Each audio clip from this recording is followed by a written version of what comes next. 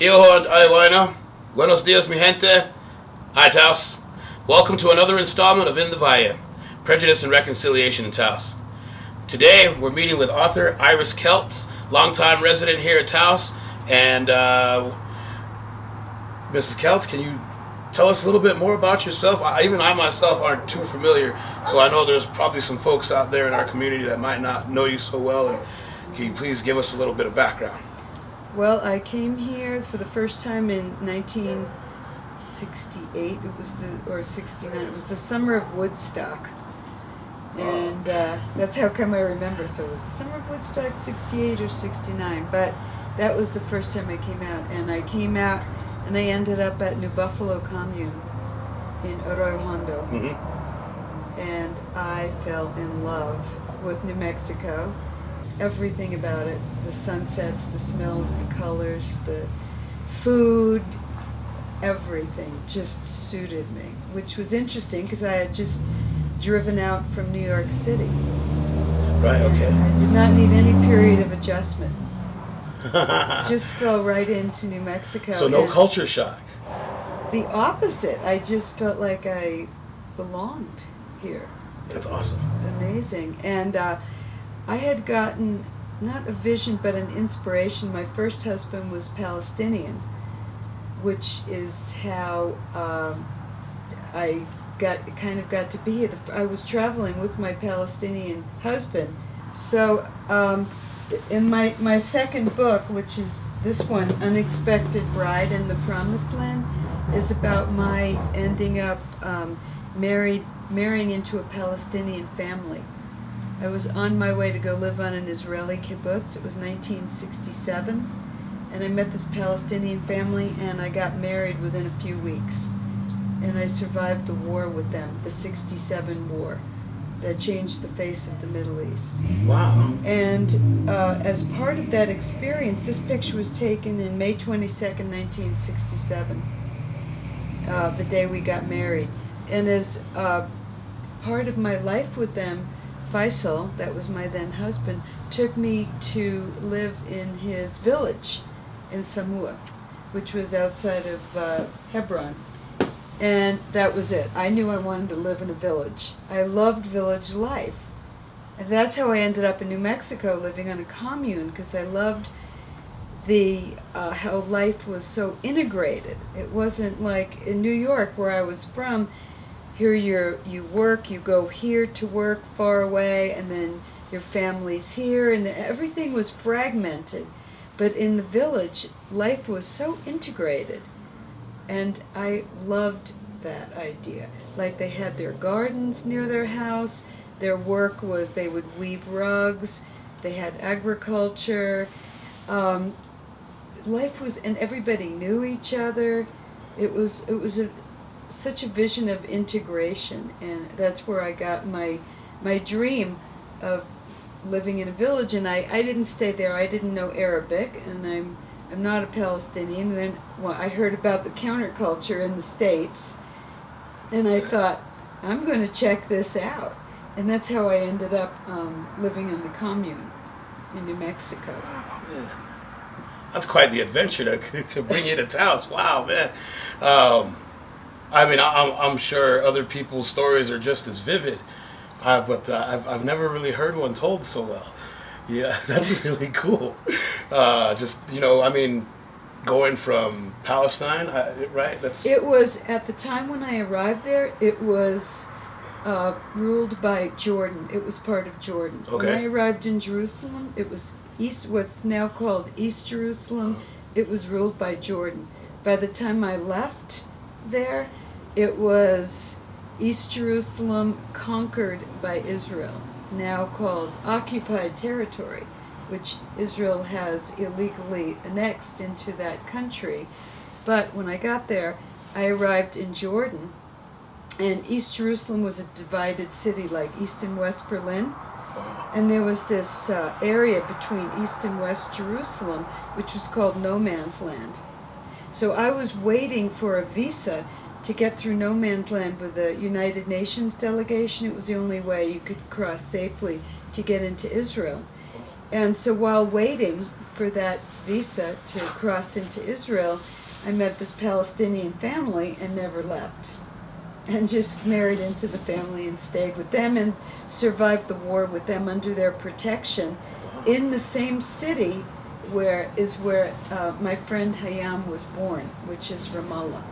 And when we met and found all this about each other, we became friends very quickly. And y'all met in Taos. We met in Taos. I met Hayam when she first began her business selling food, her catering business, hummus and the bread and the baba ganoush and all that. I walked in there and I'm like, oh my God, my favorite food in the world. Who is this person? So she was giving out free food. Isn't it wonderful how food connects us all like that, though? Totally. You can tell I love the food. Totally. And so that's how we met at Sid's over her food. And I forgot we were at Sid's, and she just kept giving me more free food, and we just kept talking, and we're still talking. That's wonderful. That's wonderful. Well, I'm glad you're here talking with me now, because we want to hash some things out, and I think that you will offer our conversation a very unique perspective because of your background, your history, your travel, your adventures, how you got to Taos, and the work that you've done here since. So we'll jump right into the questions and get the conversation rolling in that direction. So first question right away, it's a hot one. Does Taos suffer from systemic racism? I'm sure it does on the general level. And then I have to look at my personal experience with the racism. And so when I look at my experience as being part of the counterculture, Okay. it was actually the first time in my life that I did not feel like an outsider as a Jewish person or the other. Because growing up, everybody was Christian, everybody celebrated Christmas, and our family, no Christmas, no Santa, no tree, and I always felt like an outsider. But the counterculture ethos was we're all one tribe, and so I wasn't an outsider. As a matter of fact, you'll love this, the way those of us who weren't celebrating Christmas, the Pueblo helped us, because we would all, Christmas Eve, I felt so welcome to go to the Pueblo. So those of us who weren't The procession and the bonfires. Yes, And, yeah. we loved it. That became part of my Hanukkah Christmas solstice tradition forever, and I'm so grateful for that. Yeah. So when I left living in the commune and the counterculture and became a mother and teacher and all that, that tradition continued and made me feel part of Taos, because that tradition out there at the Pueblo is so inclusive and so welcoming. You've got so many religions. Just in looking at the procession, you've got Christianity, you've got Native American culture, and you've got Jewish culture, because Mary is under a chuppah, the canopy, Right. which is an old Jewish tradition. Right. And so that became part of my tradition in Taos, and the continuation of feeling included as opposed to an outsider. And then I lived in outside of Arroyo Seco in what was called Dogtown, very poor area. I rented, it's about maybe a third of a mile before you get to the town of Seco. Okay. And it was an old rambling adobe, part of it was a ruin, and I know our landlords were like, you want to live here? We're like, yeah, we love it, Primitive, no running water, no electricity, nothing. But, but we loved it. Yeah. And my next door neighbor was a Hispanic woman named Jolly. And Jolly taught me how to roast chili and peel chili. In her home, she invited me in. And we became friends. And we're still friends. There's that food connection again. Again, I'm telling you, maybe the answer is food. Big feast, right there on the plaza. Yeah, and then then I moved to Albuquerque, and I think a lot of the separation here is because, when you meet people and mix, it's not artificial. It has to be natural. So when I went to Albuquerque and I taught in APS, the Albuquerque Public School, well, a lot of my colleagues were Hispanic or Native American or Anglo or whatever. But we were colleagues, and our connection was education, not food this time. Okay. But education, and so that's how we would meet and make the connection as people, not as, oh, you're this and you're that, but, you know, and so some people I had an affinity for and some I did not, but it wasn't based on ethnicity or race. And then I think another thing that separates people, besides in Taos, I think there was less opportunity for the different cultures to mix. Like, where's the common area? Mm. You know, where's the commons? And so I met my Hispanic neighbor. She lived next door to me. We became friends, so we had that opportunity. Mm. So in Albuquerque, I felt there was more of an opportunity. There was more of a mixing with the cultures, I found out. And I think another thing that really separates and divides people is class and economy. Like, all of those other people I was meeting there who were of different backgrounds than me, well, we were all in the same class. We were all teachers. We all basically had the same income and the same level of living. And so I think that's another factor. So that just breaks it down and just makes it a little more complex. I don't know if I've answered the question. No, yeah, yeah. I think so, because what you're trying to tell me is that there are certain aspects of our lives that separate us as human beings, but those separations don't necessarily have to be there if we don't give them that kind of power. Well, I think racism means you put someone else as the other, someone who's different than you, someone maybe you're afraid of, someone you have assumptions about, someone you think you may not like, but the only way through that is to get to know them as a human being. You humanize the other. And it has to happen naturally. It's hard to have it as an artificial thing, and I'm saying, like how it happened with me with Palestinians, how it happened with me with the Hispanics here, or Native Americans. It was always just a sort of something happened in a way, so I got to know them above and beyond the culture, just as people. And, you know, some I liked and some I didn't. As a matter of fact, I had a Pueblo mother here, Nettie Lujan. Did you know Nettie? I don't think so. The Lujan family. She was a well-known jeweler. She had 3 daughters. And I got to know her because I was dating a doctor who was doing his internship at the Pueblo. Nice. And Nettie had a daughter who was sick, Patty. And when Patty died, I became like it was this interesting thing. I became like a surrogate daughter, because Patty would always hang out with me and this doctor, and we loved going to the hot springs in the winter in Llano, or party or whatever. And so from when Patty died, Nettie, her mother, became like my Pueblo mother. And when I had my first child, I had to take my baby out to the Pueblo, and Nettie did a blessing for her and everything. But again, it just happened very naturally, like that. That's awesome. That's awesome. Yeah, it's almost it's a pretty regular thing, I think, when Pueblo families take in people. You know, we weren't historically the type to adopt into the tribe, but it does happen. But it does happen. You know, I don't think there's any, not like like some other tribes that actually do have adoptions, and they will adopt people into the tribe, and they'll become officially part of the tribe. Whereas with Taos Pueblo, it's just something that kind of naturally happens. Right. There is no ceremony no, involved. There was no formal adoption. Yes, yes, yeah. And what's interesting is her name is Nettie, and my mother's name is Nettie. For real. Only it comes from a very different place. My mother's name was Jeanette, and Nettie was her nickname. And then I found out after Nettie died, and she is buried out at the old cemetery there, that her name was Natividad. And that's how she got the name Nettie. Wow. So I wrote a story called My Two Netties. Oh, So, I'd love to hear it sometime. yeah.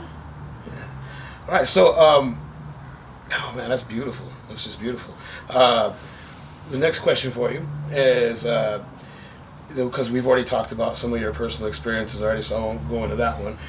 What I do want to know is if you see any kind of reflections any reflections from the past in the current state of affairs with like social activism and BLM and those kind of things that are happening around the country.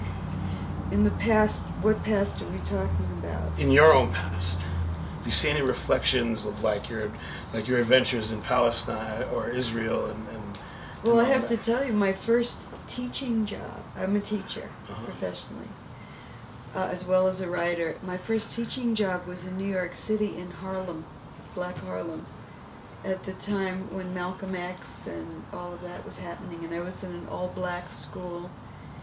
And again, it's the interface between. There's no shortcuts. You have to get to know the other as humans, and that's really what you have to do. And as a teacher, an educator, I was placed in the situation where these were my students. They were all black. I was the only white person in that room, and how do I make that connection with them? And again, I had to find a way, and my way as a storyteller, I'll never forget, I went to the library and I looked up the old Uncle Remus stories, which were stories that came from the South that were told. They started off as oral stories, and then they were written down, but started telling them some of their stories from their culture. Mhm. So before I could bring them into mine, it's about making that bridge. So I would tell the Uncle Remus stories, which they loved. They loved that. So it's about making the bridge. And I think, again, there's a musical called South Pacific, which really deals with racism. It's about an American who falls in love with one of the South Pacific Islanders and all the prejudice that arises from that. And the words to the song of, you've got to be taught to be afraid of people whose eyes are oddly made and people whose skin is a different shade. You've got to be carefully taught. This is Rodgers and Hammerstein writing that a long time ago. So I guess the question we're asking is about racism. Is it you have to be carefully taught, or is it a genetic predisposition? And I think you have to be carefully taught. I'll go with the words to that song, and the only way to overcome that fear when you look at the other is to humanize the other and get to know them as humans. And I think that's what the Black Lives Matter has brought. They could give you statistics about what black people in this country have to experience, right? Unfair treatment by police, etc. But then that one video of that cop putting his knee on George Floyd brought it home, the unfair treatment. And then it continues, and we see it. And that's why that slogan that they have with the Black Lives Matter, say her name, it humanizes her. That's what that does. It humanizes her. Say her name. Now she's a person with a story who's lost her life. Her family has lost her. She's no longer a statistic. She's a human. Yeah, it's Breonna Taylor you're talking about there. Yes. Yeah, I read an article recently for a class I'm taking. Laura Lynch English class. She had us read this article from Vanity.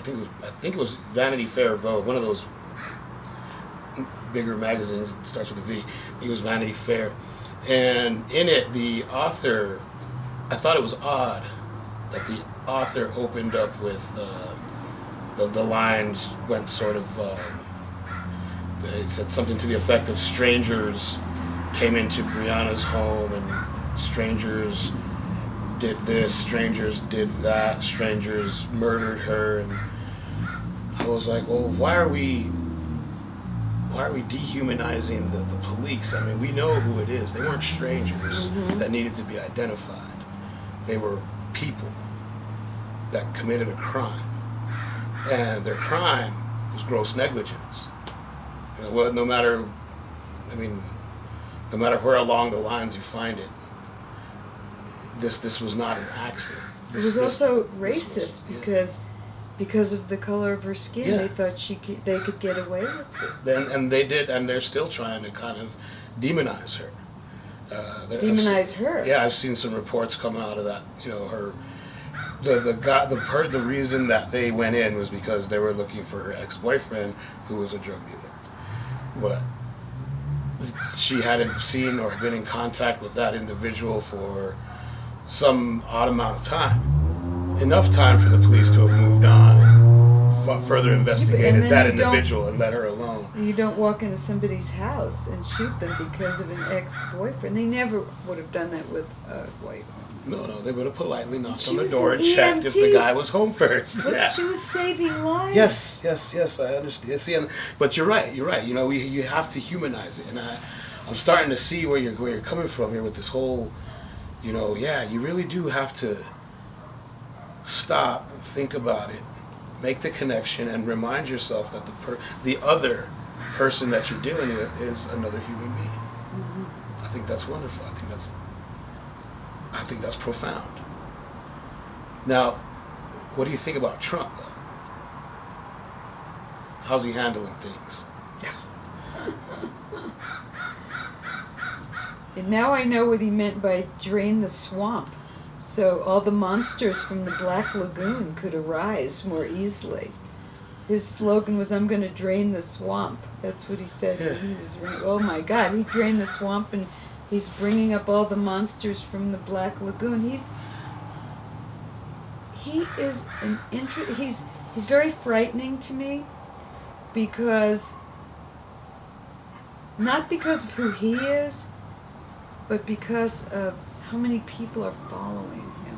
How many people cannot think critically and assess the facts and reality that we're facing. He would be nothing, just a joke, which he really is, if he weren't buoyed by all these people following him. I mean, calling him the Messiah, or he's bringing the light and stuff like that. It is beyond belief, and it points to one of the very important things that came up for me when I was writing my second book about Israel-Palestine. We are not logical people. Humans are not logical. We're not fact-based. We're definitely much more influenced by emotions. And if facts, they've proven this, if facts don't agree with your vision of what you believe, you will find a way to dismiss the facts. And for an example of that, there was this cult who believed, a doomsday cult, the world is going to end on this day. And so they went and talked to the cult the day after, after the world was supposed to end, and they were like, didn't happen. Now, that's a fact. It didn't happen, right? Is that going to change their belief? No. What they said was, we prayed so hard that we avoided the end. We saved the world. Or we had the wrong date. There's always a way to keep your belief system floating. It's not necessarily based on fact. And so what Trump is doing, he couldn't do unless there were a lot of people who have lost their ability to really think critically, which is part of the teacher's job. That's the most important part of an educator's job, is to have your students learn how to ask questions and think critically and assess the facts. And that's what scares me about him. And as a Jewish person, I always question, how did somebody like Hitler come to power in a democratic society? How was that possible? How could that happen? And I'm starting to understand that it wasn't Hitler so much as these people who just supported him. And why? Why? That's the question I'm left with. Why? How can people who see how much he's hurting us as Americans, as humans, we're faced with an existential threat from environment and from this pandemic virus, and he just does bald-faced lies, which are exposed time and time again, and he still maintains this following. And it's just like you have to ask yourself the question, that's what's troubling me. What is going on with human beings that we could be so, work against ourselves, so destructive? Don't we all want the world to survive? Don't we all want our children to be safe? I don't understand how people could work against that. I think, yeah, I would have to agree with you, but even to go a little bit further on that, yeah, we all want our children to be raised in a safe place. We all want certain things to happen for our families, for our people, for our individual tribes, for our collectives. And then you get a little bit deeper on that, and it doesn't remain as we all want the same things for ourselves. We end up starting to want things for ourselves the way we want them to happen for ourselves. It's like when you're growing up and your parents would tell you, you can't have it all. You can't have it always your way. The world doesn't revolve around you. Those kind of things, and as a child you may throw a fit and I'm not going to get that toy. That's what I wanted, and then what you don't realize is that it's pizza night. So mom's not going to buy you the He-Man toy because we're getting pizza later on tonight, and by the time pizza time comes around, you're going to forget about the He-Man toy. At least that was my own personal experience. Well, if you go back to basics, we all want freedom from hunger. We all want food, right? And there's this vision or image. I'm not sure what tradition it's from. It's from one of the great traditions. I'm not making it up. And there was a banquet table filled with food, and people sitting around it. And in one table, but they couldn't feed themselves. There was something about their arms that they could not get the food to feed themselves. And so there's one image where everybody's starving because they couldn't feed themselves. And then there's another image where everybody's full and happy because everybody's feeding each other. And so nobody's hungry. Yeah. And it's the same scenario. And so again, it's like, okay, I have food and I have to make sure my neighbor has food too.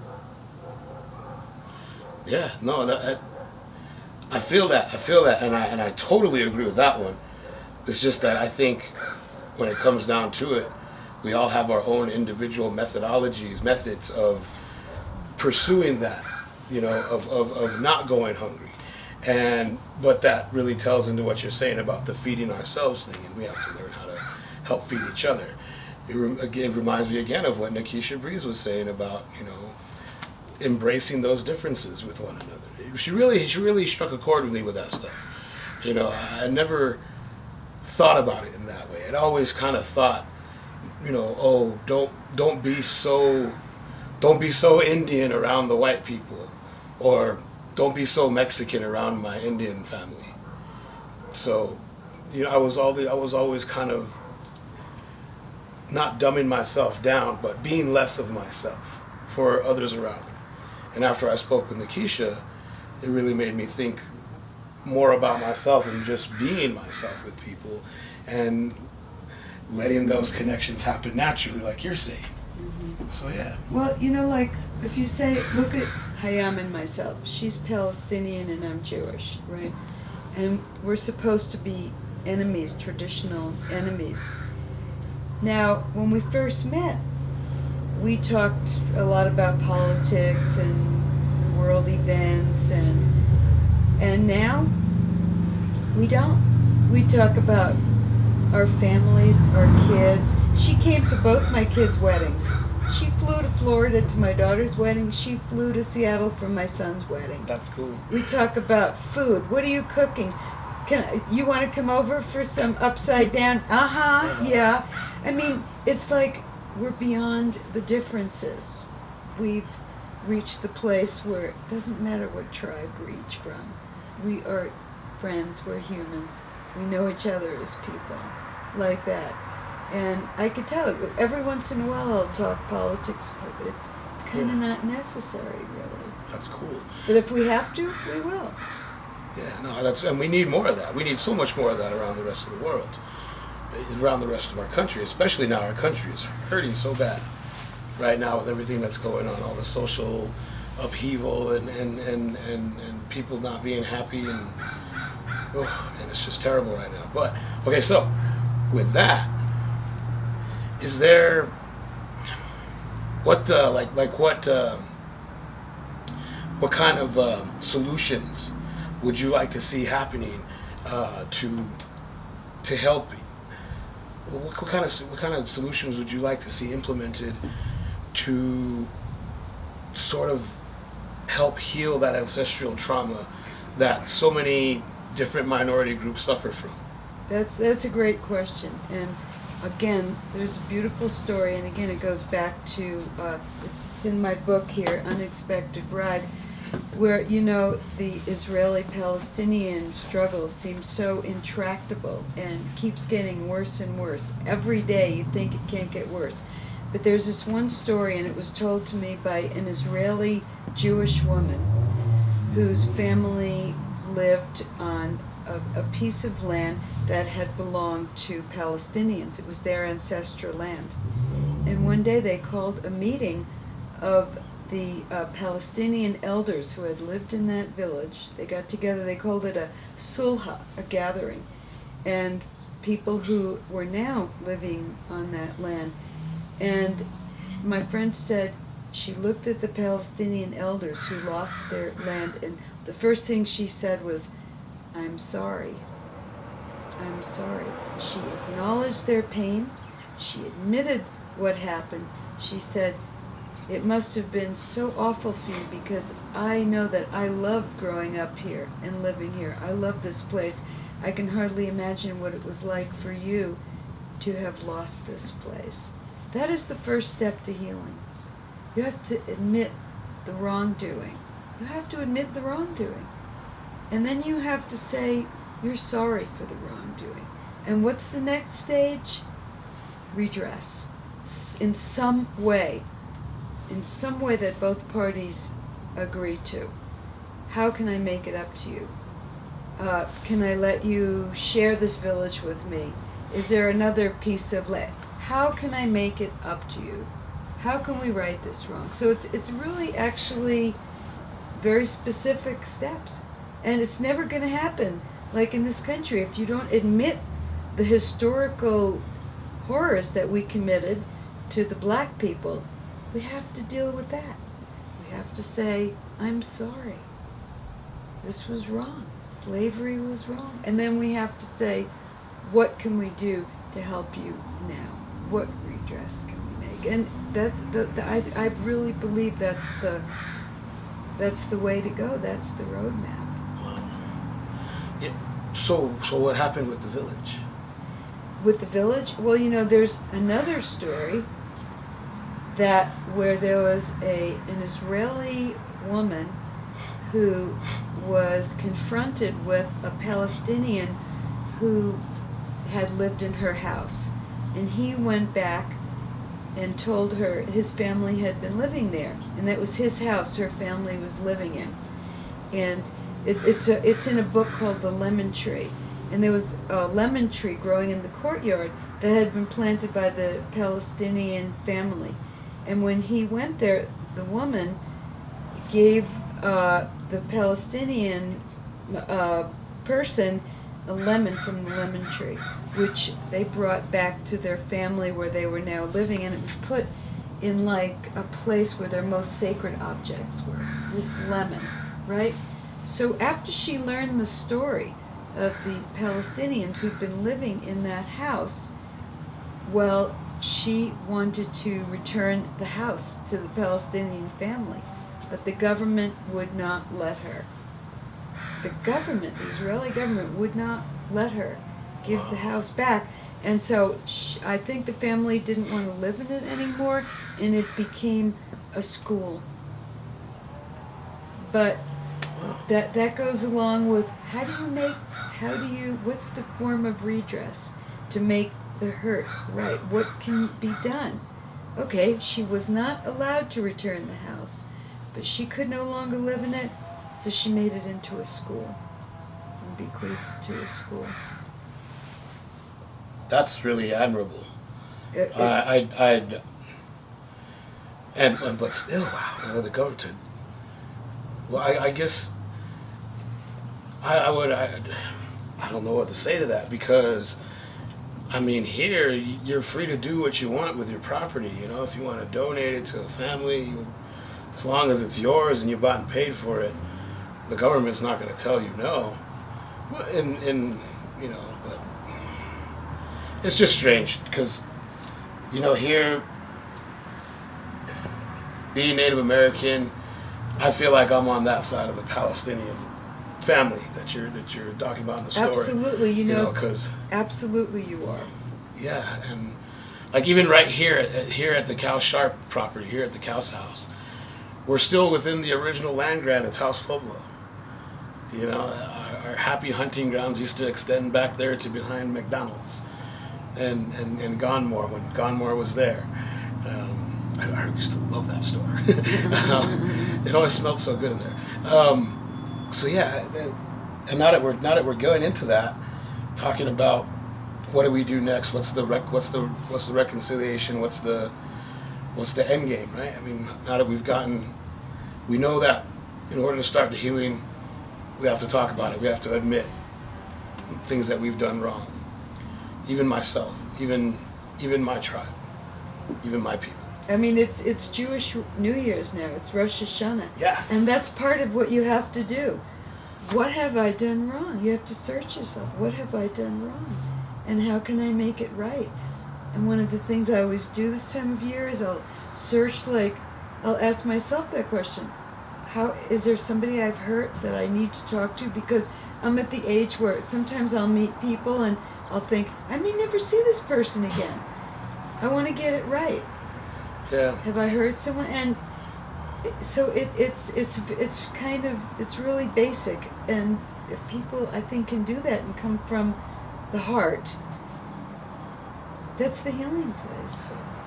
I failed to mention this at the beginning, but I also wanted to thank you for being here with us, because I know that this weekend is Rosh Hashanah and all that. And I have a very close relationship with my editor now, Lynn Robinson, and who's a friend of mine. Right, and the reason why is because I've been finding that there's so much similarities between a lot of Jewish holidays and some of our own ceremonies.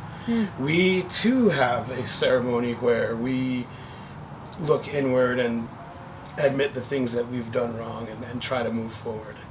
So I understand how important Rosh Hashanah is. Well, to me, what we're doing here, I would count it as part of my Rosh Hashanah, ceremonies. Thank you. That makes me feel really good.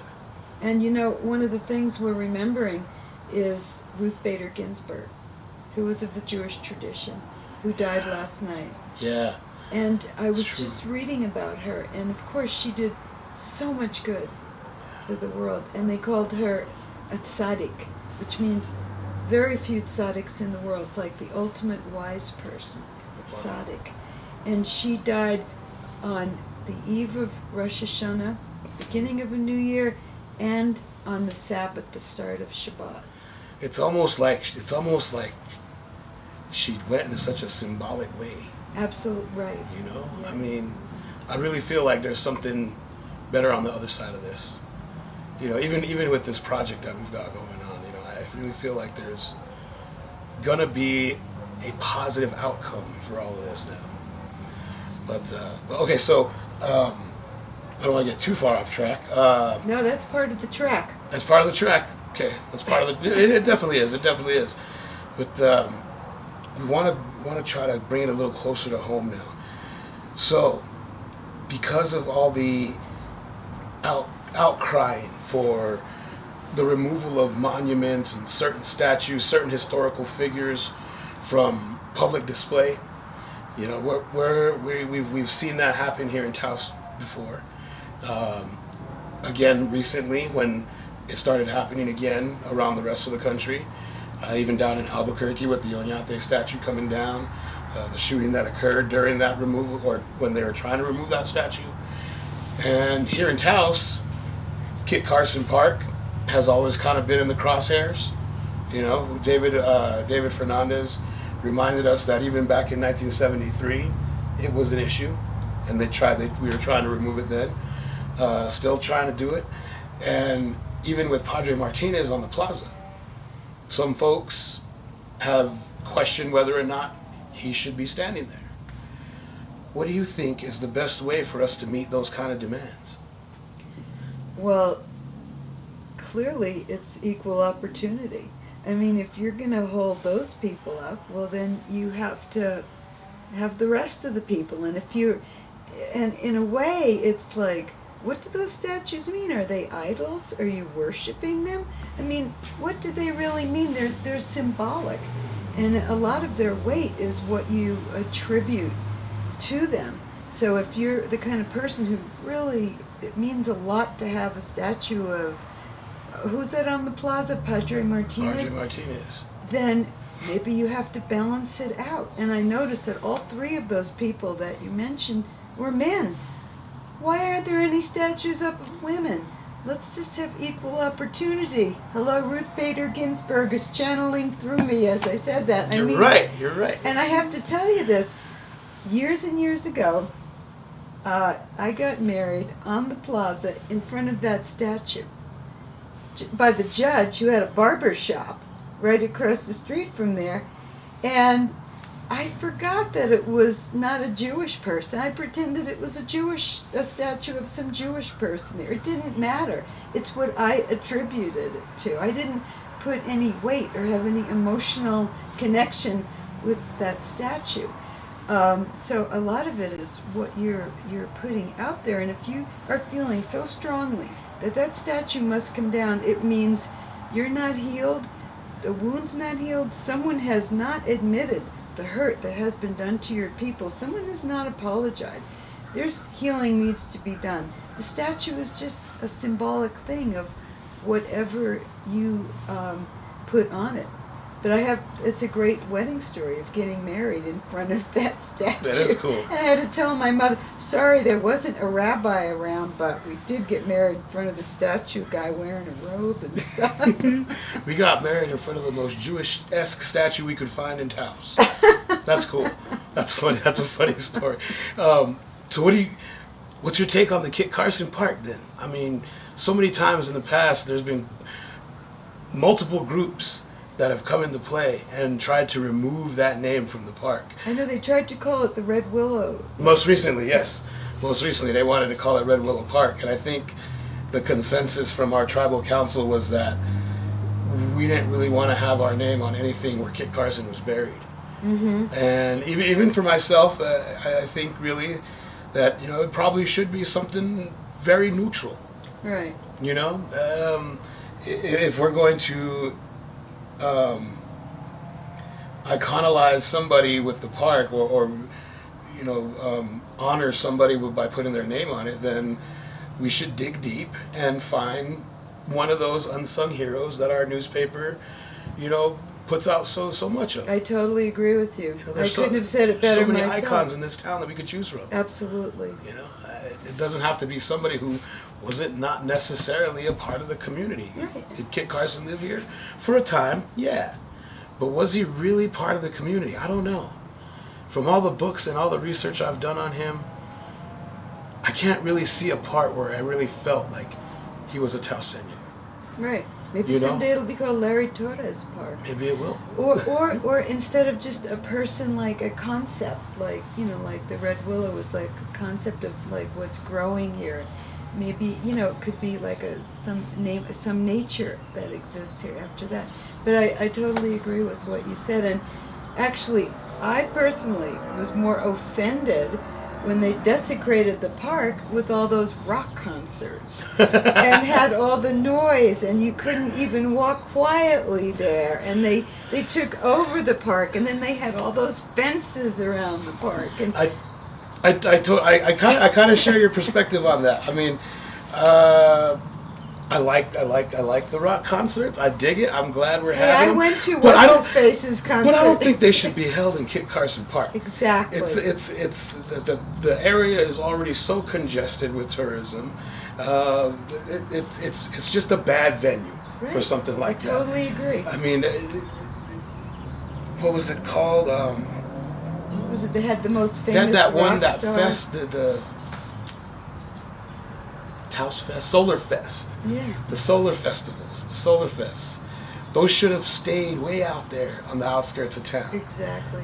It was all right out there, Right. and it still had the same vibe. It still had the same feeling. We still got down, boogied, and shook our thing, and it was fun. It was fun out when it was out there. Here at the park, and maybe it's just because I was a parent now, or I'm a parent now, and it happened in the park. But oh man, it was. We're not talking about being pro or against the idea of rock concerts. Yeah. We're talking about having it in a public park in the middle of town that's a very quiet, peaceful place where lots of people come and walk and meditate, do yoga, do tai chi, walk their dog. Now that Yeah. was totally offensive. It's a lot easier to change the name of the park. You're probably right A about lot that. less, You're probably right about that. So we're getting to the bottom of our conversation. This is the heavy question that I've been asking everybody. What does Taos need to do to protect its most precious quality, its greatest quality, its cultural diversity? You're Jewish. Your best friend's she's Palestinian, right? Mhm. Your best friend's Palestinian. You guys get along like choke cherries and Sisters. and yeah. I was gonna say choke cherries and magpies because you always see them up there. Little Taos reference, trying to be poetic, I guess. But what do we do? What should we do? What should Taos do? We've lived in harmony for so many years, for so many decades, centuries, and more people are coming in and making valid, positive contributions to our community, becoming part of our community in that way. How do we preserve it? I think can't reinvent the wheel, so I think we have to look for past models that have respected and supported diversity. And I was just talking with somebody, and I want to read more about this. Our Constitution, part of it, the inspiration for our Constitution came from the Iroquois Yeah. Confederation, and how they were able to respect different voices, and a lot of people don't know that a lot of our inspiration for the Constitution came from the Iroquois. The And so- Iroquois Confederacy. Yeah, Yeah. I think we need to look at what's already been done. The idea is to respect the diversity, make sure all the voices are heard, everyone's offered a seat at the table, and have some kind of structure where that can happen, and a way to make decisions and resolve differences.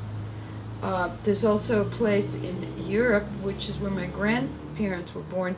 The Franz Josef had the Austro-Hungarian Empire, which was huge, which had a lot of different people in it.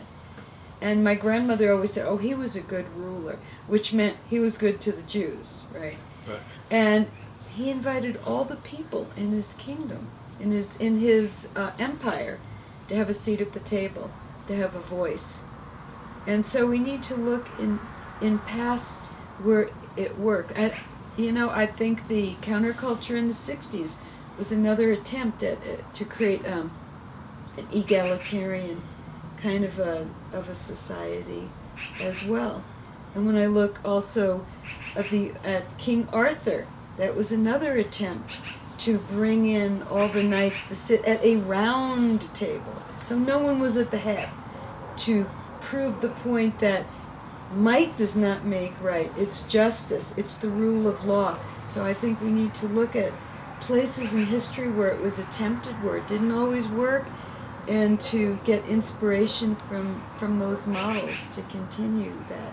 And Taos is known as a free-thinking place where it's not just tolerance, but it's embraced to be a free thinker and have your own, opinions on things, Yeah. and how to preserve that. And I think that's what I would describe it, it's a flock of black sheep, you know? But you have to have some way to go forward, because you have a lot of important decisions need to be made as we go forward in terms of development, et cetera, et cetera. So you need to have some sort of structure and vehicle to hold all that diversity. I dig that a lot.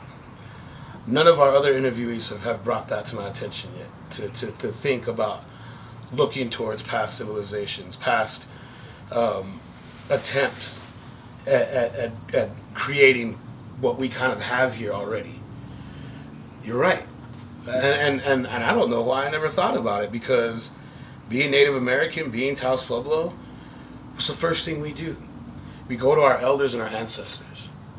Guide me. Tell me how I should react to this situation. What would you do if you were faced with this kind of problem that I'm facing? Mm-hmm.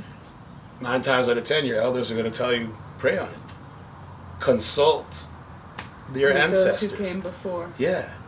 And why did I stop to think about that yet? Gosh almighty. My dad's going to probably kick me a swift one in the butt for not thinking about that right away. But yeah, you're absolutely right. And it ties in beautifully with what seems to be the consensus right now with our conversation, with everybody that's been in our conversation, is that education is the key to moving forward with these kind of things and preserving what we have here. Some folks have said we need a curriculum developed that can be taught in our schools. Again, it's already been developed. Yeah. I'm an educator, and it's not just about education, it's about teaching tolerance. It's about accepting diversity. It's about looking at multiculturalism. I mean, because you can have an educational curriculum that does not do that. So I think the framework is out there, and we need to fill it in with specifics to Taos, because right here, just in this little valley, the history is so complex. Mm-hmm. It's so enormous. Mm-hmm. You know, from the beginning to now. Mm-hmm. And history is still being made. Even us sitting here, you know, having these conversations and doing this stuff. So, are there any pearls of wisdom you'd like to bestow upon the community at this point, before we wrap things up? Anything else you have to say to our people out there, and to our town?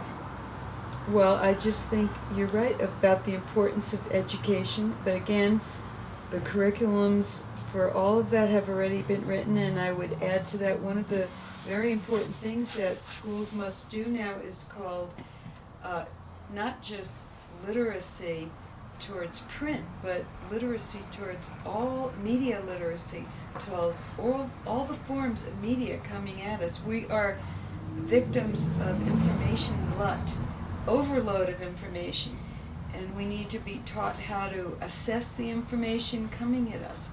That's that goes along with teaching tolerance and all the rest of it. You need to teach people how to deal with all the different forms of media and its biases and how it's affecting your thinking and decision making and perceptions of the world. And it's not a quick fix, but it's a long range fix, and it's vital if we're going to. We are in the narrows now. We're in the narrows now. We're at a dangerous intersection for humanity. And we need to call on our ancestors and wise elders and any past civilizations. We need the help from everywhere of how to possibly, get through this very difficult and challenging time that we're all going through. Yes. Well, that I couldn't agree with you more. It's absolutely right. Every day I get up in the morning, and I've been doing it a lot more often now than I had been ever before in my life. I would almost say I'm doing it regularly now. It means... And my Uncle Sam will be happy and proud about this. Because he was the one that first told me to do this. My Uncle Sam, Martin Martinez Sr., he told me every day, get up. Even if you just go back to sleep, get up. Go meet that morning sun.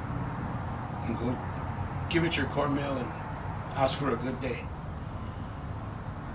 So he was telling me every day it is necessary to commune with those powers, with those ancestors, and maybe a lot of us have lost sight of it. And the word you're really talking about is gratitude. Yes. For what we have. Yeah. Gratitude. Right on. That sums it up right there. You're absolutely right. Thank you, Iris. Thank you for joining us. Thank you for a wonderful conversation. I really enjoyed it. I'm glad you were here. This was fun. It's been one of the funner ones. I'm glad. And thank you as well, Taos. Thanks for tuning in. Catch us again next week on Taos News YouTube channel and also taosnews.com. Check out the article in print every Thursday. And gracias. Thanks, Taos.